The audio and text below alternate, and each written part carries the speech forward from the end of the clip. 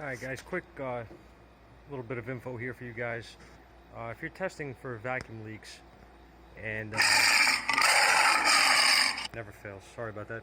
If you're testing for vacuum leaks, the reason a lot of us in the industry use an inflatable bladder here is so that you can see everything after the mass airflow sensor, okay? That's what you want to see for vacuum leaks. So I'm going to show you what I'm talking about. I hit some smoke in here, and if you notice, I've got bursts of smoke coming out as soon as I hit this thing.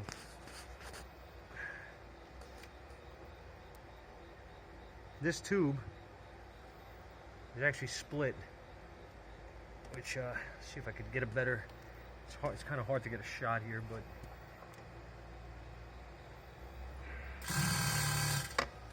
let's see if I can get the camera focused in. Watch.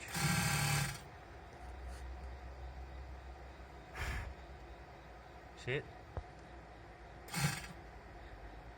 See that split, that seam? There's your vacuum leak and your high idle condition. So be very careful where you check for vacuum leaks and how you approach the system. Knowing what to do and knowing where to do it are two different things. Hope it helps somebody.